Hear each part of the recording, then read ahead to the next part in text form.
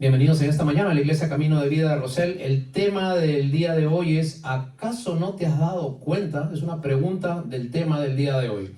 Y para esto ya hemos leído un pasaje que está en Malaquías capítulo 1, versículos del 6 al 9. Antes de empezar, quería darte una pequeña introducción. La literatura rusa nos trae uno de los cuentos más hermosos que nosotros podemos ver a través de la historia universal. Este cuento dice así: ficticiamente había una vez un lago, y en ese lago, uno a cada extremo, están listos para meterse y bañarse en ese lago la tristeza y la amargura. Ninguna de las dos se había dado cuenta que una estaba a un rincón del lago y otra estaba en el otro extremo del lago. Entonces, los dos habían llevado una capa, tanto la tristeza como la amargura. La tristeza se quita su capa y se mete a bañarse. Y la amargura que estaba en el otro lado, sin que se percate la tristeza, también se quita su capa y se mete al otro lado. Repentinamente comienzan a haber remolinos dentro de ese pequeño lago que había. Tanto la tristeza como la amargura, lo primero que hacen por instinto es querer salir y no perder la vida. Pero al dar tantas vueltas, la amargura se pone en la capa de la tristeza y se va. Y la tristeza, a su vez, no encuentra su capa, y como encuentra otra, se pone la capa de la amargura. La tristeza se pone la capa de la amargura, y la amargura se pone la capa de la tristeza, y cada uno sigue su camino. La moraleja de este cuento ruso es que desde ahí, cada persona que está triste, en el fondo, lo que tiene es una amargura. Y cada persona que tú la ves con amargura, realmente en el fondo lo que tiene es una tristeza. Muchas veces nosotros podemos conocer de Dios y estar tristes. Muchas veces nosotros podemos recibir los principios de Dios y estar en amargura. No vivir en plenitud. Podemos saber que está Dios, pero no tenemos la confianza de que Él está en nosotros. Podemos saber que está con nosotros, pero no en nosotros. Y cuando nosotros dejamos que nuestra vida de fe vaya cayendo en la tristeza o la amargura, entonces nosotros vamos a ir por una seria consecuencia en la cual vamos a perder el propósito para el cual Dios nos ha salvado. El tema de esta mañana es ¿acaso no te has dado cuenta? Y vamos a estar estudiando durante algunas semanas el libro del profeta menor, Malaquías, último libro del Antiguo Testamento. Hermano Manuel, no sé si puede avanzar queríamos darles una pequeña introducción acerca del libro de Malaquías. La palabra Malaquías, ¿no? Malaki en hebreo, quiere decir mi mensajero. Eso es lo que quiere decir la palabra Malaquías.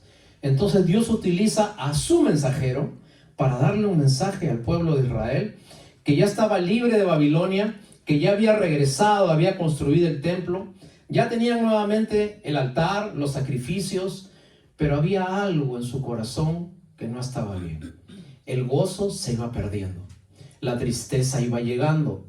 La amargura iba copando espacios en el corazón de cada una de esas personas. Hacían lo que siempre hacían. Ofrendaban, congregaban, leían las escrituras, pero pasaba algo en el corazón de ellos. Algo había hecho que ese fuego inmenso que había crecido en el corazón de ellos se fuera apagando y opacando. Y lo que era al principio alegría se convirtió en tristeza. Lo que era esperanza se convirtió en desánimo. Lo que era un futuro prometedor se convirtió en algo incierto. Entonces nosotros vemos que Dios le habla a su mensajero, que es lo que significa Malaquías, y este es el último libro del Antiguo Testamento. Después de que Dios le habló a Malaquías, hubo un periodo de silencio de 400 años. Los teólogos llaman a este espacio el tiempo de silencio. Y Dios no levantó después de Malaquías ningún profeta, ninguna persona que dijera así dice Jehová, hasta que finalmente llegó Jesucristo. Vino hecho hombre, encarnado, y comenzó su ministerio.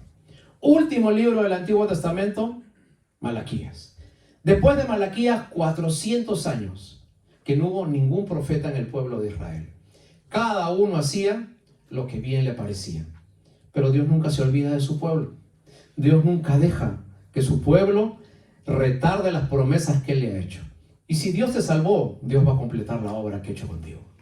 ¿Tú crees que estás aquí por gusto?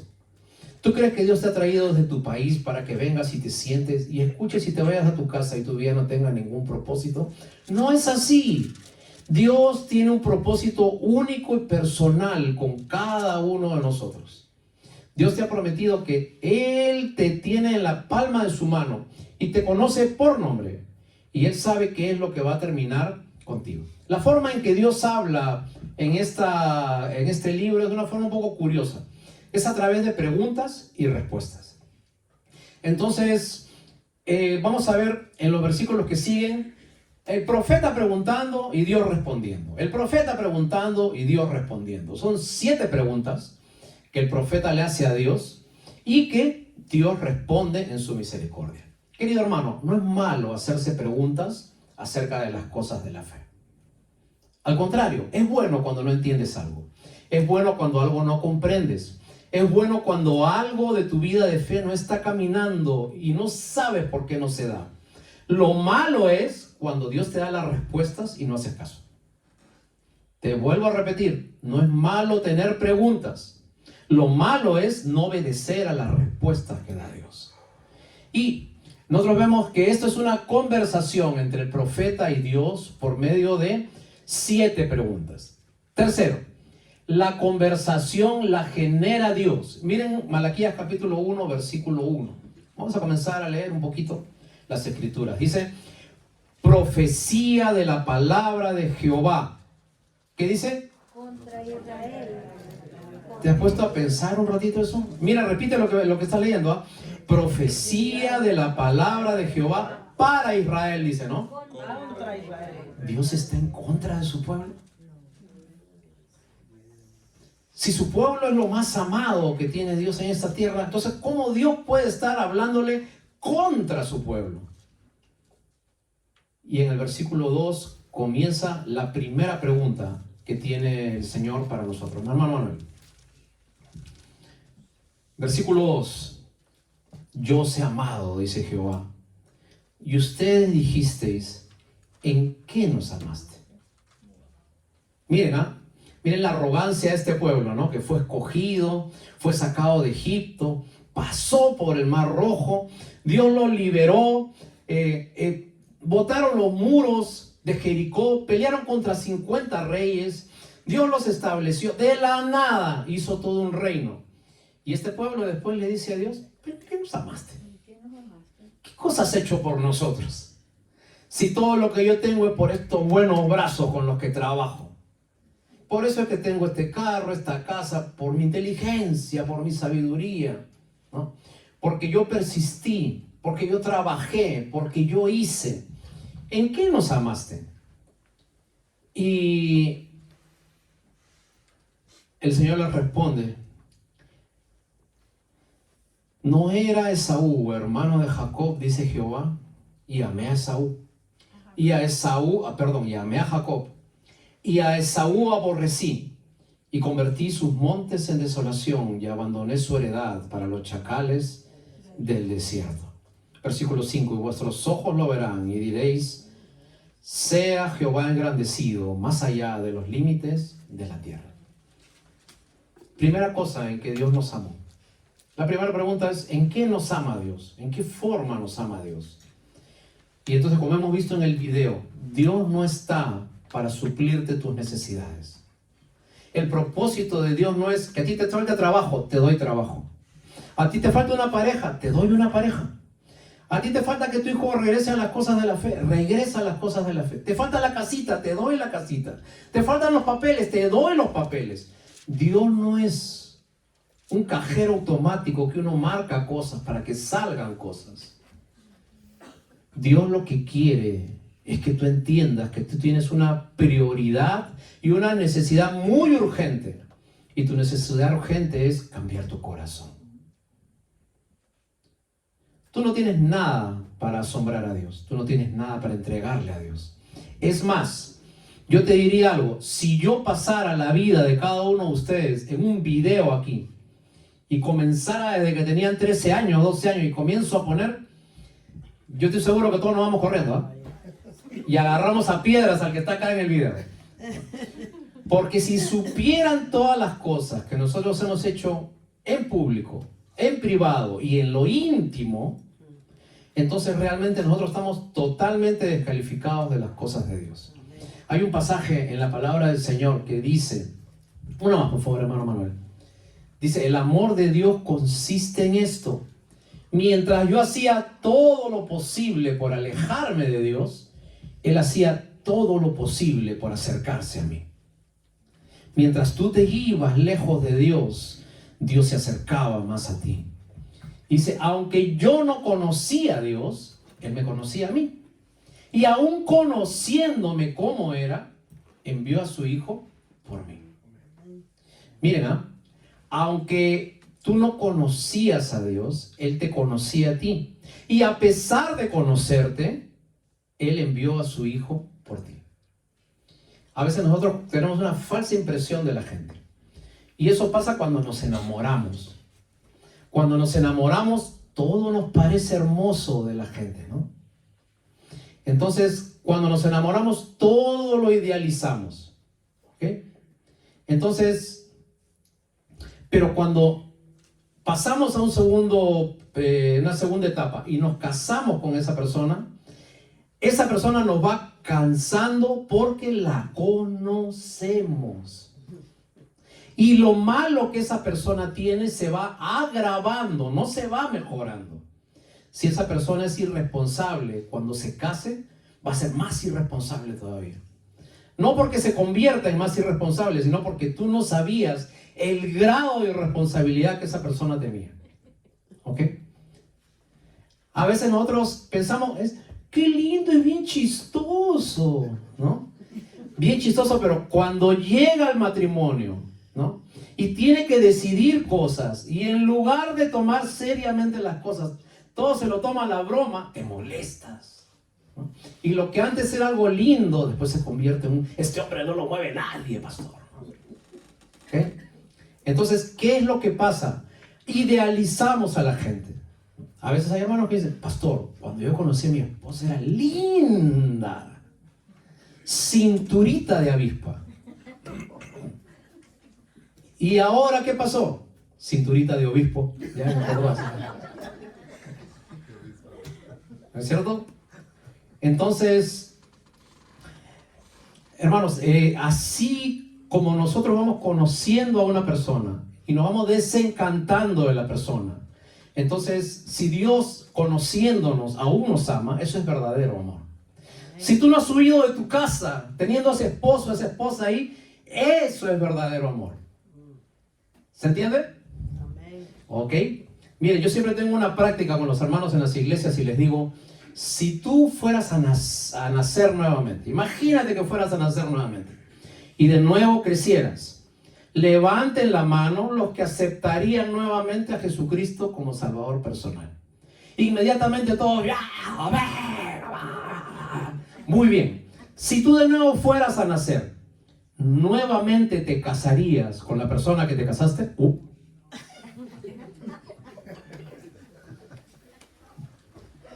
¿No? No, me dice.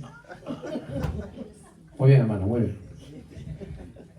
Entonces, pero el amor de Dios se muestra en que Dios, conociéndote tal como eres, igual te ama.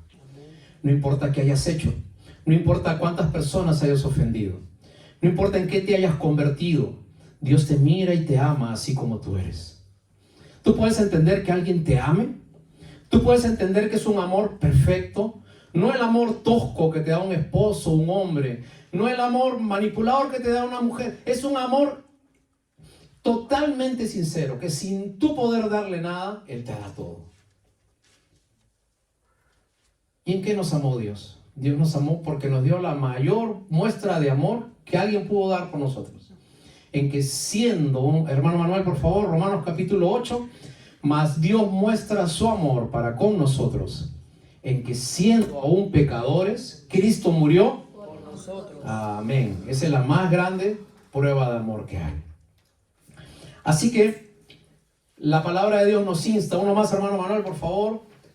Dice la palabra que, el pasaje dice que los gentiles oyendo esto se regocijaban y glorificaban la palabra de Dios. Y creyeron todos los que estaban ordenados para vida eterna. Dice la Biblia, yo no entiendo cómo, hermano, no me preguntes, que desde antes de la fundación del mundo, Dios ya miró tu rostro.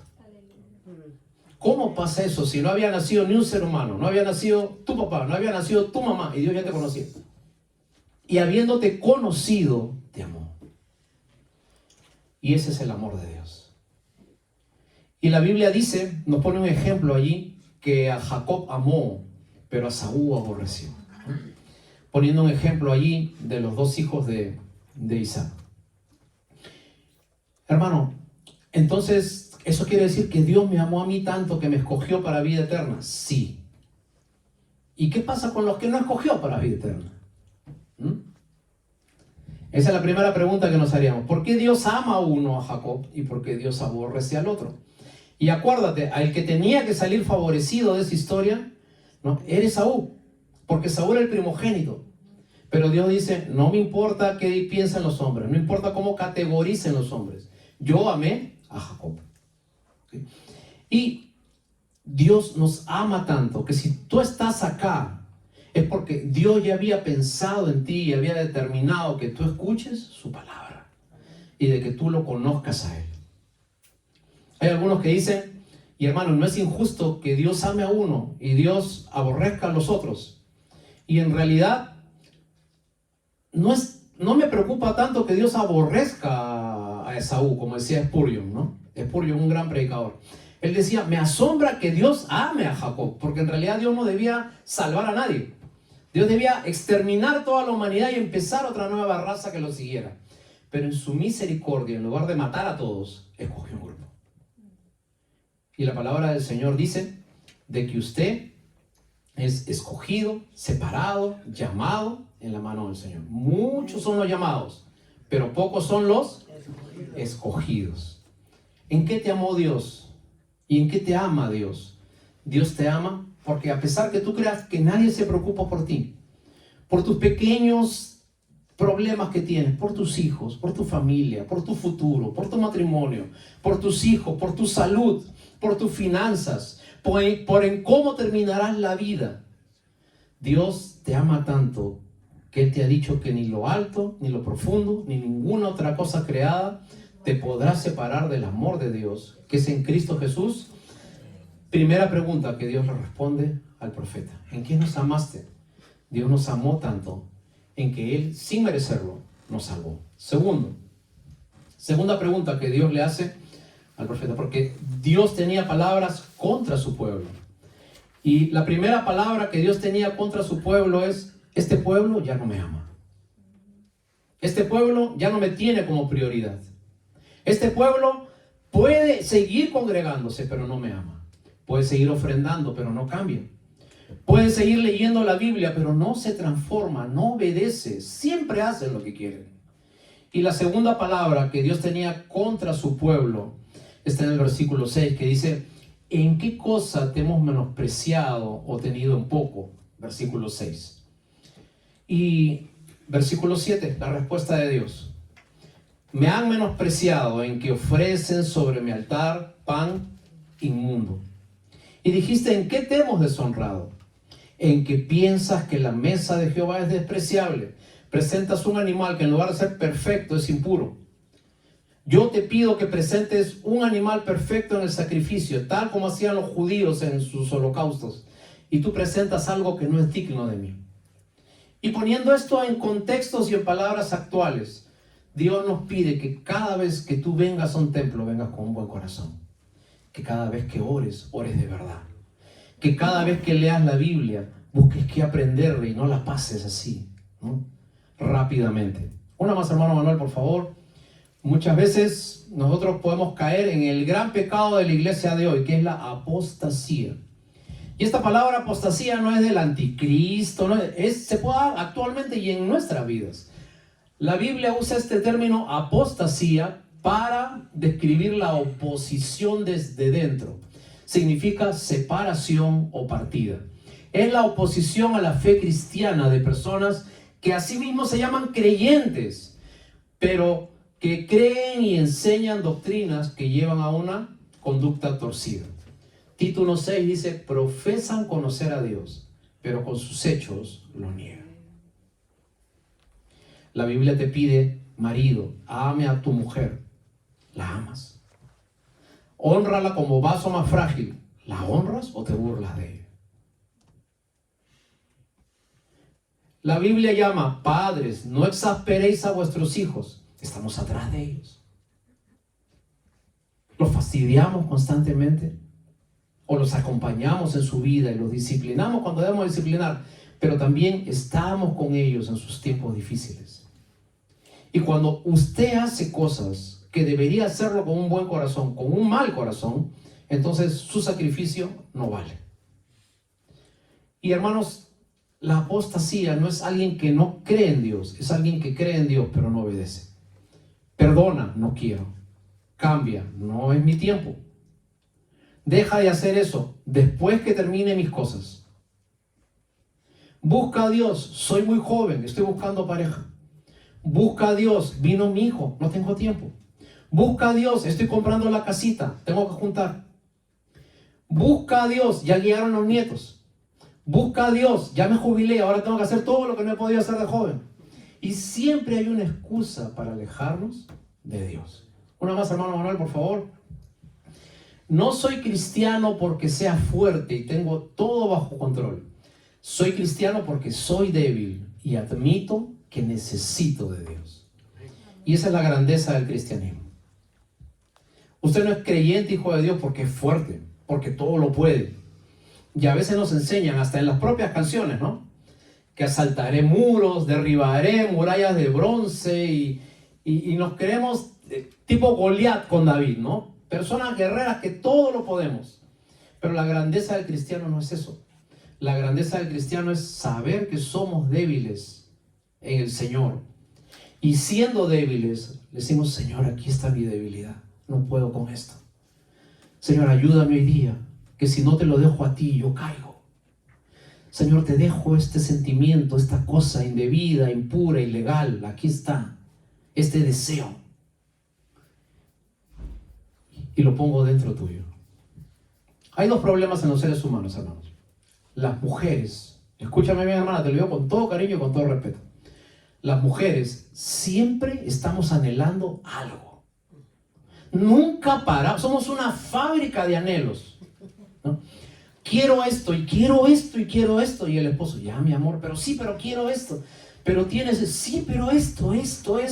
Y tanto empujas con eso que el esposo, ya. Cuando tienes eso, ahora quiero esto. Y siempre queremos algo. ¿Y cuántos hombres dicen amén? Mejor no digas amén porque no te cae tú. Ok, muy bien. Ahora, el segundo problema es los hombres. Que los hombres, para que hagan algo, hay que empujarlos. Dispersos, no tienen un propósito, una meta, cansados, tiene que venir la mujer, ya muchacho, porque si no, nunca lo hace, ¿eh? ¿Ok? Y entre ese querer hacer todo y no querer hacer nada, se cumple la ley de Génesis. Y el deseo de para ti, mujer, será contra tu marido. Y el deseo de para tu marido será contra la mujer. Y en esa lucha, en ese tirijala de toda la vida, cuando no ponemos a Dios delante de eso, menospreciamos el nombre de Dios. Y lo tenemos en poco. Y dañamos a nuestros hijos. Porque en la iglesia somos una cosa. Y nuestro proyecto de vida es comprarme carrito, el título, ¿cierto? La casita. Ese es el proyecto de vida. Y si tú has venido a Estados Unidos para tener ese proyecto de vida, entonces yo no te digo que está mal, pero lo que te digo es busca el reino de Dios y su justicia primeramente, y todo lo demás vendrá por añadidura. Seguimos, hermano Manuel. La salvación no es añadir a Jesús a tu vida. La salvación es cederle todo a Cristo. ¿Ok? Dios no es un agregado a tu vida. Dios no es, y ahora que tengo a Dios, como diciendo, ahora que tengo, mi llavero, ¿no? Ahora que tengo a Dios en mi corazón, o esto es, eso no es. Todos los días es ponerte a disposición de Dios. Todos los días usted tiene que tener un tiempo en la cual usted le pregunta a Dios, Señor, ¿cómo hacemos esto? ¿Cómo hago para arreglar mi vida personal? ¿Cómo hago para arreglar mi carácter? ¿Cómo hago para arreglar mi relación con mi esposa? ¿Cómo hago para arreglar mi situación con mis hijos? ¿Cómo hago para que me suban el sueldo? ¿Cómo hago para que me den un ascenso? ¿Cómo hago para seguir mi vida legal en este país? Enséñame cómo hago, a quién le pido consejo, con quién converso, quién me lleva de la mano. Y entonces cuando tú hagas eso y te dejes guiar por lo que dice la Escritura, entonces Dios no será una parte de tu vida. Tú serás parte del reino de Dios. Una más, hermano Manuel, por favor. Tercera pregunta que el profeta le hace a Dios. ¿En qué no te hemos honrado? Versículo 7. Dice, ustedes han dicho, ¿en qué te hemos deshonrado? Dice, en que piensan que la mesa de Jehová es despreciable. Y cuando tomamos en poco las cosas de Dios, cuando las cosas de Dios son lo que queda, pastor, no me congrego porque no tengo tiempo para eso, pero sí tenemos tiempo para otra cosa. No me memorizo la Biblia porque yo soy malo con la mente, pastor, malísimo, ¿ok? Pero sí nos aprendemos otras cosas bien rápido. Hay algunos hermanos que me dicen, pastor, a mí no me pida, por favor, memorizar textos de la Biblia porque no puedo, no sé qué tengo, no puedo, será por mi edad o algo. Ya, perfecto. A los 2 meses los veo hablando de fútbol. ¿Viste el partido de Real Madrid? En el arco, marcador derecho, los dos se saben los nombres, pero hasta del que trae el agua, ¿ok? Del aguatero, todo el mundo se sabe los nombres. Ahora, ¿cómo pueden saber eso? Y no pueden saber los nombres de los 12 apóstoles, por ejemplo. ¿Ah? Y es que ¿sabes qué pasa? Tomas en poco las cosas de Dios. ¿En qué te hemos deshonrado? En que no nos damos cuenta de que Dios ha escogido un pueblo, y ese pueblo, que era el pueblo de Israel, tenía que ser un pueblo especial. En ese tiempo existían los moabitas, los amonitas, los heteos, los egipcios, etc. Y son nombres raros que ves en la Biblia. Y el pueblo de Israel tenía que levantarse como un faro de luz. Y tenía que demostrar qué cosa era seguir a Jehová. Y Dios ha levantado ahora un pueblo, a su iglesia, para que demuestre en el mundo con hechos, con palabras y con actitudes, qué cosa es realmente ser un cristiano de verdad. Y cuando nosotros no estamos conscientes y tomamos poco el nombre de Dios, vivimos nuestra vida como la vive todo el mundo. Y no se diferencia en nada un cristiano de un no cristiano. Lo que sigue, hermano Manuel. Y en el templo somos así. Tenemos a nuestros hijos, venimos, cantamos, aplaudimos, pero en la calle somos así, ¿no? Mirando, ¿cierto? Vamos a estar con nuestra pareja, pero estamos mirando a las muchachas que pasan allí, ¿no? Querido hermano, ahora se viene el verano. Y como ustedes saben, aquí en este país, ¿no es cierto? Las muchachas se visten, bueno, y los hombres también ahora han comenzado, ¿no es cierto? Pero los hombres ahora se cuidan un poquito más, ¿no? Han comenzado terrible, ¿ok? ¿Cómo vas a vivir tu vida de fe? ¿Ok? Y a veces hay cristianos que escanean, ¿no? Ploin, ploin, ploin, comienzan a mirar a todo el mundo, ¿no? Otros cristianos que son ventiladores, así van mirando.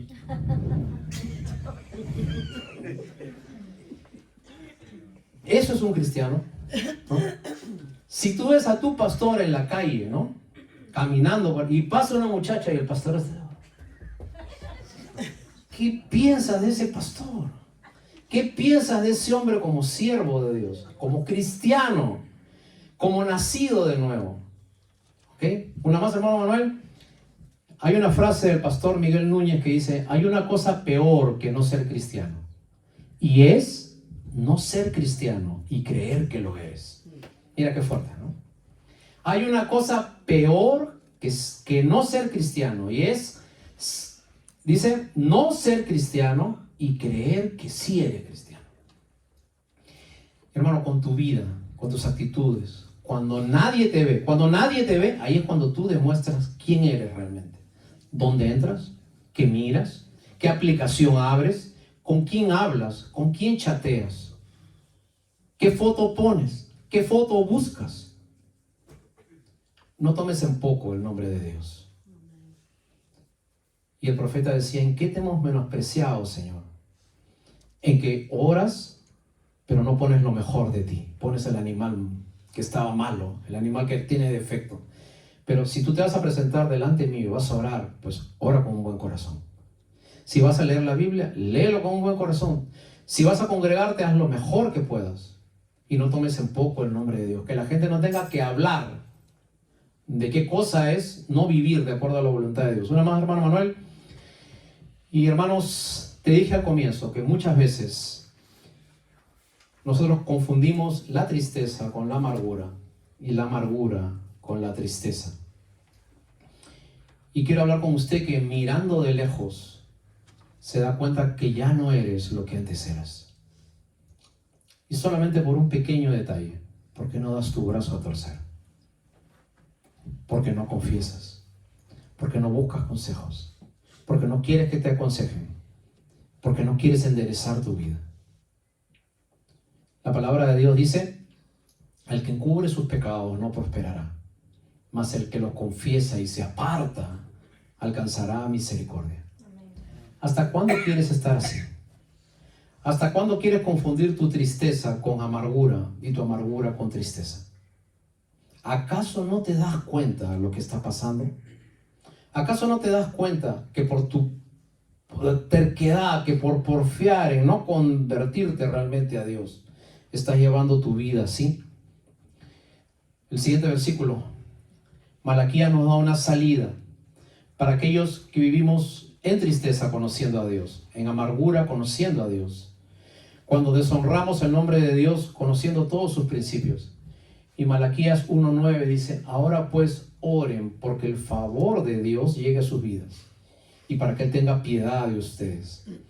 ¿Cómo pueden agradarle si hacen estas cosas? Dice Jehová de los ejércitos. Y hoy día hay una invitación, porque hay una advertencia también de Dios. Dios le da todas estas premisas a Malaquías y de allí en adelante 400 años ya no habló. Y el principio que te quiero decir es el siguiente. Dios te hace reaccionar, pero si usted tercamente, apostatando, conociendo e ignorando y rebelándose voluntariamente a las cosas de Dios, pues ¿sabes qué va a pasar? Dios va a guardar silencio en tu vida. Y Dios no vas a escuchar su voz. Y ya no vas a escuchar su llamado. Y vas a orar y no vas a sentir nada. Y vas a leer la Biblia y no vas a entender nada. Y vas a venir a la iglesia, a cualquiera que sea, y todo te va a disgustar. Porque hay algo que no está haciendo conexión con Dios. ¿Sabes qué ha pasado? Te estás apartando de Dios. O nunca has conocido realmente al Señor como Salvador personal. Un último llamado de la palabra del Señor en esta mañana. Si mi pueblo, que lleva mi nombre, se humilla y ora y me busca y abandona su mala conducta, entonces yo lo escucharé desde el cielo, perdonaré su pecado y restauraré su tierra. Y esa es la promesa del Señor. Ahora, allí hay otra promesa. Yo no sé si usted ha estudiado lógica en la universidad alguna vez. En la universidad nos enseñan lógica y dicen así, escúchame, verdadero más verdadero es igual a verdadero y falso más falso es igual a verdadero. Te lo hago en palabras simples. El pasaje dice, si mi pueblo que lleva mi nombre se humilla y ora y me busca y abandona su mala conducta, yo lo escucharé. Y también significa todo lo contrario. Si mi pueblo que lleva mi nombre no se humilla y no ora y no me busca y sigue en su mala conducta, yo no lo escucharé. Porque tan cierto es todo en positivo como en negativo.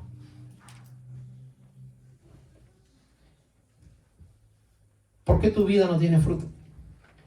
¿Por qué a pesar de lo que haces, tratar de hacer lo mejor y de creer en Dios de vez en cuando y congregarte de vez en cuando y leer la Biblia de vez en cuando y de orar de vez en cuando, sientes que no hay alegría, gozo y hay tristeza y amargura en tu corazón? ¿No te has dado cuenta acaso que no te has entregado a Dios de verdad? De verdad, en serio, ¿no te has dado cuenta que nunca has hecho una decisión genuina por el Señor? ¿Acaso no te has dado cuenta que los frutos de lo que tú estás haciendo no tienen, como dice el Señor Jesucristo, el árbol bueno da buen fruto y el árbol malo da mal fruto?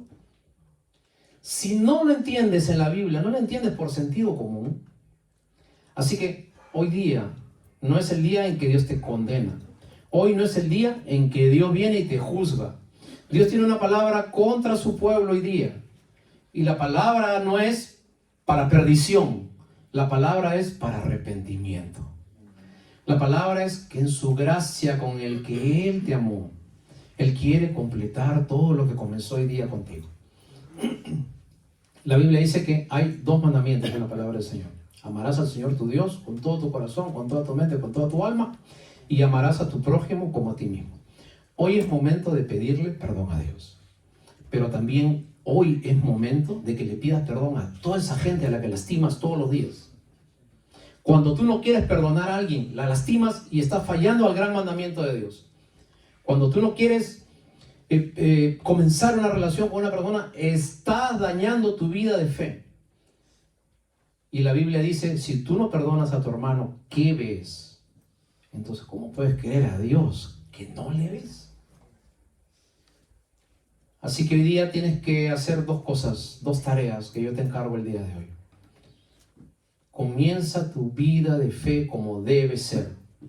Y si no estás seguro, si nunca la has empezado, pues hoy día, en donde estés, no tienes que pasar acá adelante, en donde estés, en tu casa, en un parque, en tu carro, pídele perdón a Dios y entrégale tu corazón de verdad y empieza a obedecer esta palabra y déjate ser llevado por la mano de Dios.